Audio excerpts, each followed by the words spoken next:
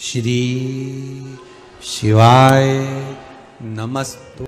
बहुत सावधानी से कथा सुनिएगा और अपने चित्त में उतारिएगा। उदारता, ये तेरी करुणा है, तेरी कृपा से मिला है मुझको।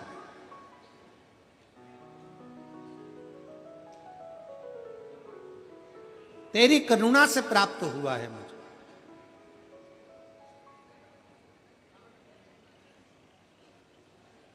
आपसे पूछें 23 साल बाद उम्मीद है कि संतान हो सकती है? मेरी जीजियां विचार कर कर बताना, हो सकता है ऐसा? नहीं, पर विधि लिखना विधाता का काम है और विधि को पलट देना महादेव का काम। विधि को पलट देना महादेव का काम। वो विधान पलट दे तो समझो शिव है। कोई बाबा नहीं, कोई जोगी नहीं, कोई तपस्वी, कोई साधक, कोई उपासक नहीं। और दुनिया में संसार कलिकाल में कोई ऐसा पैदा नहीं हुआ कि तुम्हारे विधि के विधान को पलट दे। पलटेगा तो एक लोटा जल तुम्हारे विधान को पलट सकता है। तुम्हारा विश्वास तुम्हारे विधान को पलट सकता है। ढोंग में मत पड़ना, प्रपंच में मत पड़ना, दिखावे में मत पड़ना, कहीं इधर उधर फालतू के चक्कर में मत पड़ना कि कोई तुम्हारी किस्मत पलट देगा। ना ना, किस्मत तो तुम्हारे हाथ से चढ़ा हुआ एक लोटा जल ही पलटे। सारी समस्या का हल, दोनों हाथ उठाकर, सारी समस्या का हल एक लोटा शिव को समर्पित करो। शंकर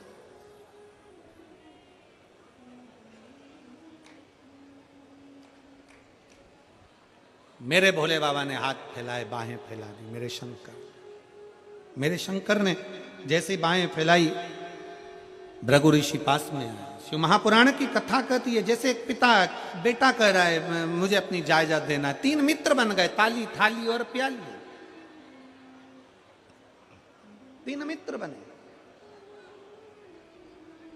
और पूरे पंडाल में बैठे हुए लाखों शिव भक्तों से निवेदन है, अपने भीतर शिव के चरणारविंद की प्रीति को बढ़ाओ, विश्वास बढ़ाओ।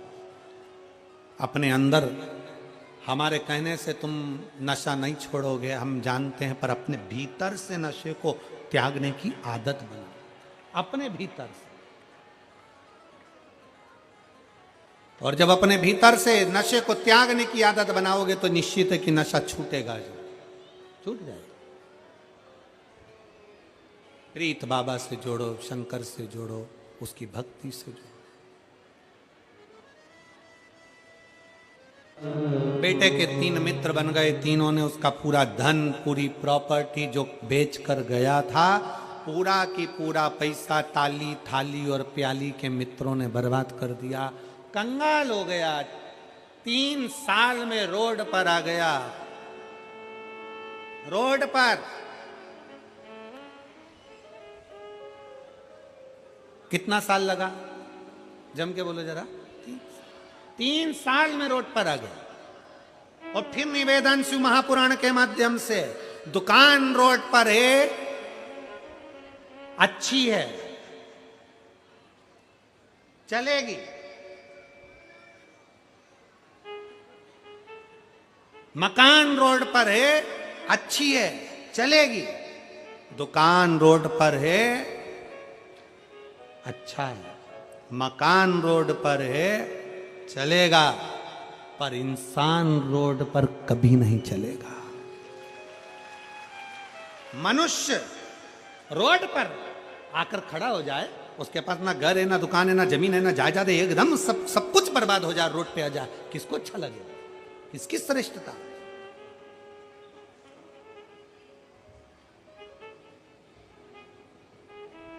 दुकान रोड पर आना चाहिए, अच्छी बात है। मकान रोड पर होना चाहिए, अच्छी बात है, पर इंसान रोड पर नहीं होना चाहिए। इंसान रोड पर ना आए।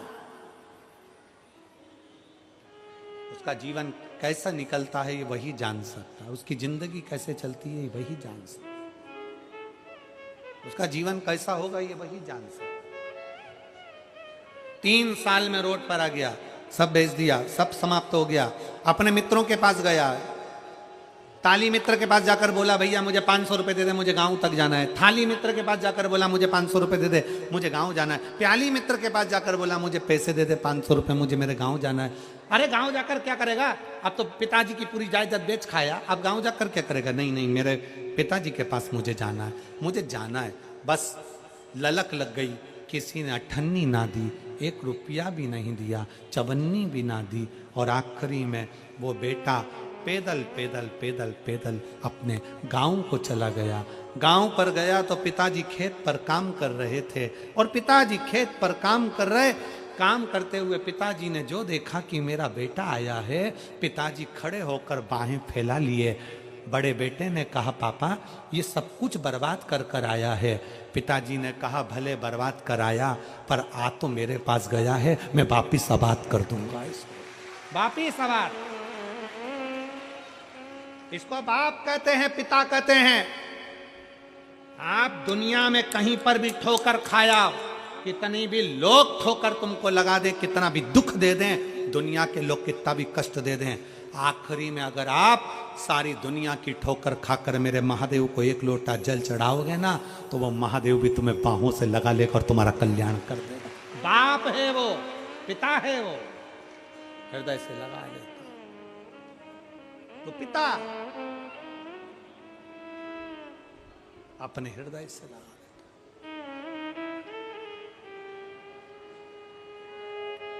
क्यों ना लगाए। महाराज हम उसके पुत्र हैं, हम उसकी संतान हैं, हम उसकी बेटियां हैं। फिर निवेदन करूंगा मैं यहां पर बैठी हुई मेरी जीजियों से, मेरे जीजाओं से, बेटाओं से, बेटियों से, माताओं से, भाइयों से, कि प्रयास करना,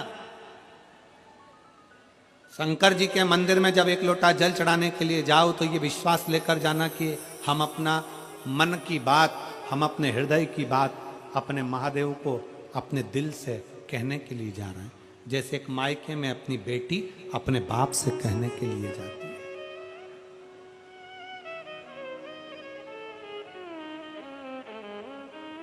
शिव से कहने के लिए कहा।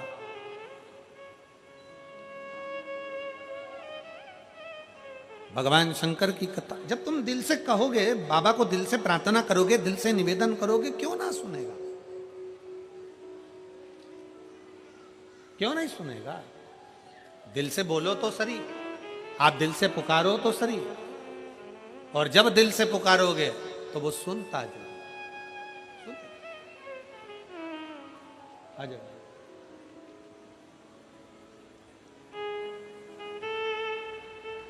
की प्राप्ति। भगवान देवादिदेव महादेव ने अपनी बाहें फैला ली भृगु बाबा को गले लगाने के लिए। भृगु ऋषि को गले लगाने के लिए जैसे ही बाहें फैलाई, वैसे ही भृगु ऋषि पास में तो खड़े ही थे।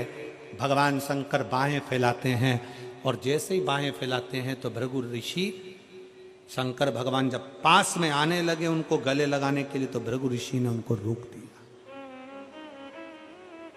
भृगु ऋषि ने रोक दिया।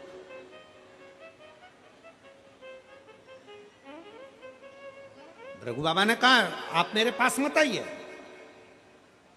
आप मेरे नजदीक में ना आइए। पार्वती जी देखकर स्तुब्ध हो गई, मां जगत जननी देखकर स्तुब्ध।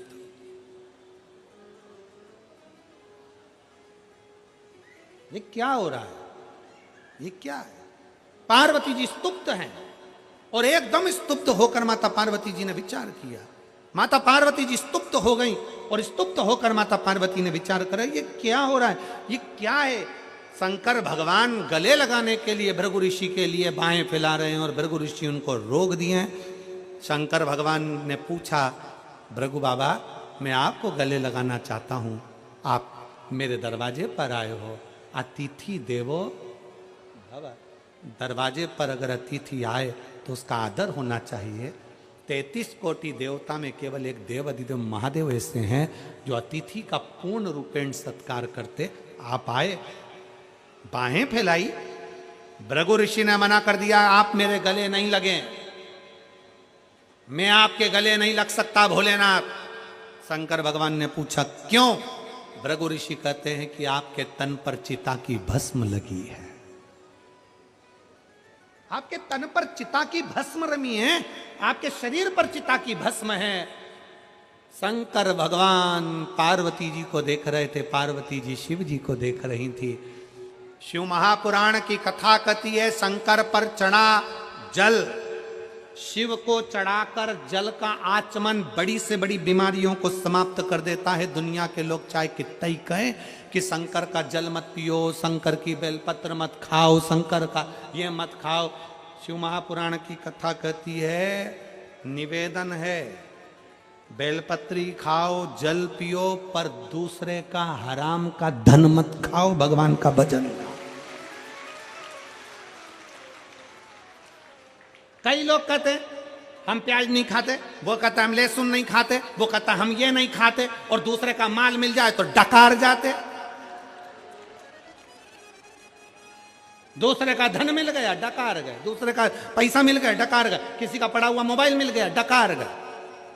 शिव महापुराण की कथा कहती है ऐसा ढोंग का जिंदगी मत जियो, ढोंग की जिंदगी से अच्छा है ढंग की जिंदगी जियो तो शिव मिल जाएगा। ढोंग की जिंदगी शंकर को प्रियता नहीं है, शंकर की प्रियता ढंग की जिंदगी है, अच्छी जीवन को जीने का प्रयास।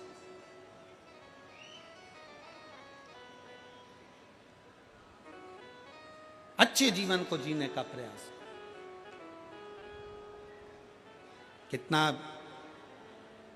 कितने कितने रुपए लगाकर आप लोग यहां पहुंचे हो?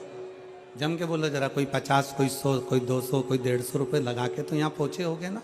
जम के तो बोलो जरा, पहुंचे हो यहाँ? अब तुम 150-200 रुपए लगाकर यहाँ पहुंचे हो तो क्या करने के लिए पहुंचे हो? जम के बोलो जरा, कथा सुनने के।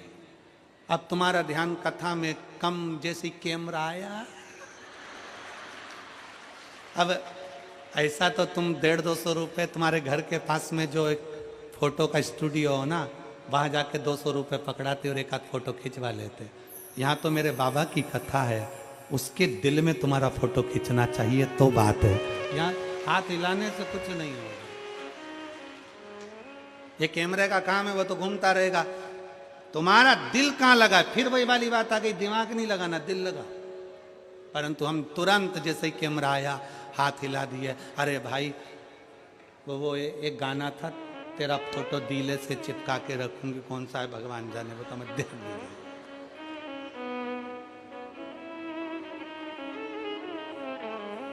उसके हृदय से लगता। शिव तत्व की प्राप्ति दिल से आयो, 150 रुपए खर्च कर कर आयो, इसलिए बहुत सावधानी। तुम्हारे 50 रुपए खर्च हुए हैं ना, तो हमको ध्यान रखना पड़ता है कि तुम दिल तो लगा लो बाबा से, झोली भर कर लेकर जाना है। हाथ हिलाने के चक्कर में रह जाओगे ना तो वो भी ऊपर से हाथ ही हिला देगा, क्या मतलब है? इसलिए लेकर जाना, बहुत बहुत सावधानी। बहुत दूर दूर से आयो, बड़ी मुश्किल से, और कितनी लाखों की भीड़ में आयो, तुम लोग सावधानी से कथा सुनो, दिल से सुनो। हर हर महा बोल बम का नारा है, सारी समस्या का हल एक लोटा जल। दिल से सुनो। जैसे ये माला वाला भैया आता है ना, ये फिरोजाबाद का है। आप लोगों, कई लोगों को तो मालूम है, फिरोजाबाद का है माला वाला, फूल माला वाला। छोटी सी गुमठी थी, काम नहीं चलता था। बाबा के धाम आया, कुबरेश्वर धाम, व्यासपीठ पे एक बेलपत्र फिरोजाबाद से ले आया था चढ़ाने के लिए। एक फूल ले आया था, उस समय कुछ भी नहीं था, एक फूल एक बेलपत्र। बाबा से विनय कर कर गया कि एक व्यासपीठ पे चढ़ा रहा हूँ, ऐसी कृपा करना कि मेरा व्यापार सब दूर फैले।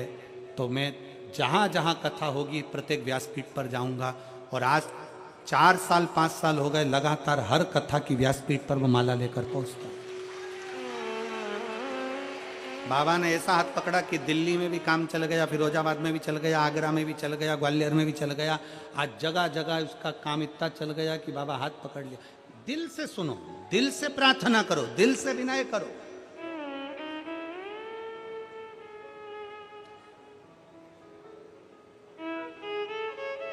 भगवान शिव को तुम्हारा हृदय बड़ी प्रिय है, वो दीजिए। भृगु ऋषि के लिए भगवान ने हाथ फैलाया।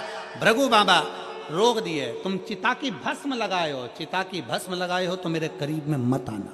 शंकर भगवान पार्वती को देखते रह गए, पार्वती जी शिव को देखती रह गई। मेरे करीब में मत आना, तुमने चिता की भस्म लगाई, तुम चिता की भस्म लगाए हो, मेरे पास में ना आए। शिव जी को थोड़ा सा क्रोध तो आया, क्रोध आया। मैं क्या पहना हूं, मैंने कैसे कपड़े पहने, ये मेरे ऊपर निर्भर करता। आप किसी के वस्त्र को देखकर ताना नहीं दे सकते, आप किसी के आभूषण को देखकर अपशब्द नहीं कर सकते, आप किसी के आभूषण और वस्त्रों को देखकर कुछ बोल नहीं सकते। हां, पति पत्नी आपस में बैठे हों और पति पत्नी आपस में बात कर रहे हो एक दूसरे के वस्त्र आभूषण की, तो बात दूसरी होता है। एक पत्नी ने नई नई साड़ी पहनी, बड़ी सुंदर साड़ी पहनी, और पति के पास आकर खड़ी हो गई। सुंदर सी साड़ी पहनकर पति से पूछा मैं कैसी लग रही हूं। पति अपने ऑफिस जा रहा था, कुछ बोला नहीं।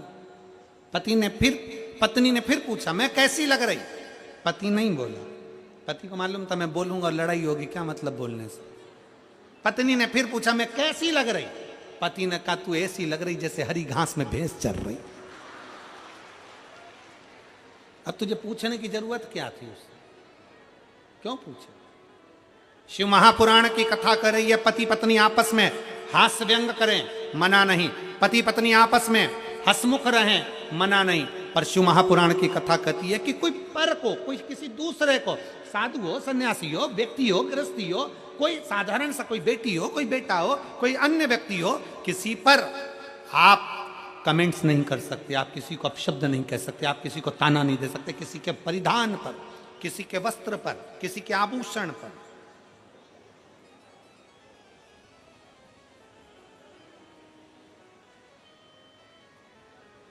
और आज भृगु ऋषि ने कह दिया भगवान शंकर से, भोलेनाथ जी से, रुकिए, वहीं ठहर जाओ, आपके शरीर पर चिता की भस्म लगी है, आप मुझसे चिपकेंगे, चिता की भस्म मुझे लग जाएगी। शंकर भगवान को क्रोध तो आया, शिव ने क्रोध को संयम करा और शंकर भगवान ने उसी समय पर गंगा के जल का स्पर्श कर कर कहा, सुनो भृगु ऋषि, मेरे तन पर चढ़ी हुई भस्म, मेरे तन से लगा हुआ एक एक रुद्राक्ष, मेरे तन से लगी गंगा, मेरे तन से लगी भस्म, सुनो भृगु ऋषि, ये वो भस्म चिता की तुम कह रहे हो चिता की भस्म है, ये चिता की भस्म अगर मेरे शरीर से लग कर जाएगी तो करोड़ों का खजाना बनकर जाएगी। ये चिता की भस्म साधारण नहीं है।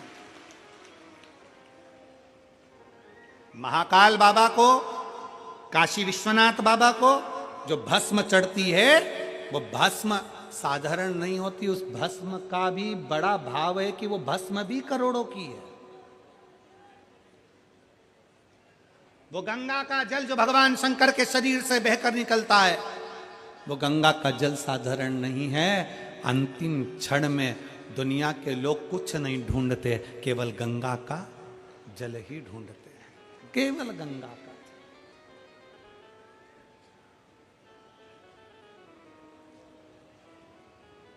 और दुनिया के लोग पहले बेलपत्री का महत्व नहीं जानते थे, अब शंकर जी पे चढ़ी हुई बेलपत्री का क्या महत्व है ये पूरी विश्व जान गया। इसलिए आप शंकर जी पर बेलपत्र चढ़ती है तो लोग उसको उठा कर ले जाते हैं, क्योंकि वो बेलपत्र साधारण नहीं होती, रोग मुक्ति के लिए होती है, औषधि।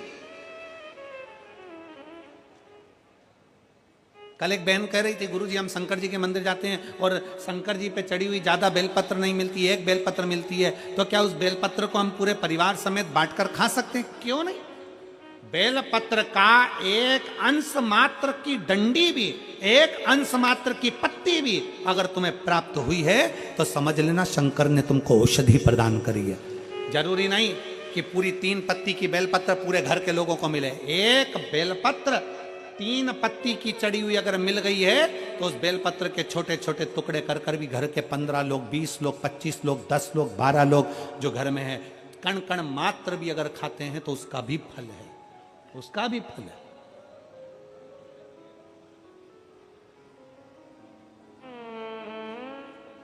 शिव कथा कर रहे हैं। बाबा ने कह दिया मेरे तन पर चढ़ी हुई एक एक सामग्री करोड़ों की है, विभव की। भृगु ऋषि अब चल दिए भगवान विष्णु के यहाँ, नारायण के यहाँ पर पहुंचे।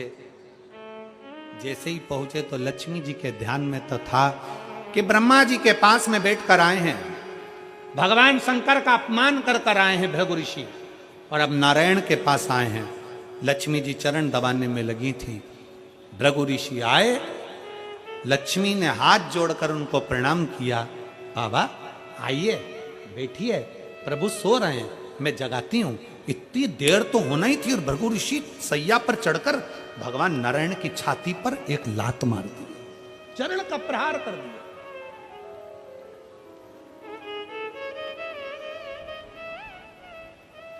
चरण का प्रहार।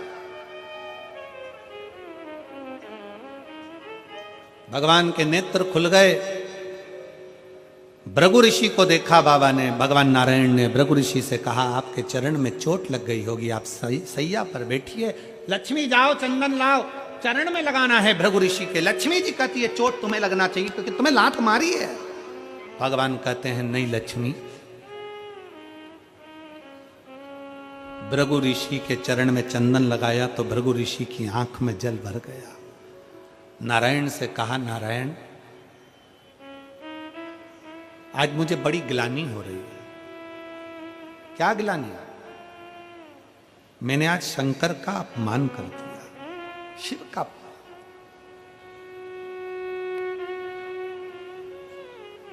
अब मैं शिव के सामने कैसे जाऊंगा? भगवान नारायण कहते हैं कि शंकर भगवान व्यक्ति के अवगुण कभी नहीं देखते, शंकर भगवान तो व्यक्ति के गुण देखते हैं। और बहुत ध्यान से सुनना मेरी जीजियों, मेरे जीजाओं, मेरी माताओं, मेरी बेटियों, बेटाओं। पशुपति नाथ का जब आप व्रत करते हो, थोड़ा सावधानी पूर्वक सुनिएगा। पशुपति नाथ का जब आप व्रत करते हो, किसी कामना के लिए 5 सोमवार का व्रत होता है, पूजा की थाली सुबह लेकर जाते हो, अभिषेक का सामान लेकर जाते हो, शंकर जी के मंदिर में अभिषेक पूजन करते हो। शाम के समय वही थाली वापस जाती है, उसमें 6 दिए जाते हैं। कितने दिए? 6। प्रसाद जाता है, हिस्से होकर नहीं, एक साथ जाता है। 6 ही दिए भगवान शंकर के सामने जमीन पर रखे जाते हैं। 5 दिए प्रज्वलित करे जाते हैं। प्रसाद के 3 हिस्से करे जाते हैं, तीनों हिस्से सामने रख दिए जाते हैं। बाबा की पूजन अर्चना होती है। उसमें से जो बिना जला हुआ दिया है वो दिया वापस थाली में रखा जाता है। प्रसाद का एक हिस्सा थाली में रखा जाता है, बाकी का बाबा से प्रार्थना कर कर वहीं छोड़ा जाता है। बाबा आज मेरा पहला पशुपति व्रत है। कड़ैया में, भगोनी में तुमने जो प्रसाद बनाया है, जितना प्रसाद बनाया वो पूरा की पूरा मंदिर में जाना चाहिए। ऐसा नहीं कि उसमें से आधा घर पे छोड़ दिया, बच्चों के काम आ जाएगा, आधे में से आप लेकर जा रहे हो। अगर आधा छोड़ देते हो तो प्रसाद का तो 2 हिस्सा तुम ही हो गया, तो वो स्वीकार नहीं होता। जितना, इसलिए उतना ही बनाओ जितना मंदिर में लेकर जाना है। कटोरी 2 कटोरी जितना आपको ले जाना उतना बनाओ। ज्यादा बन भी गया है तो पूरा लेकर जाओ, घर छोड़ना नहीं प्रसाद को।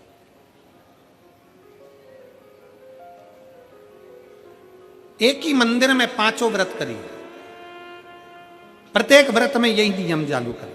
5वां व्रत हो, एक श्रीफल भेंट बाबा को समर्पित करो।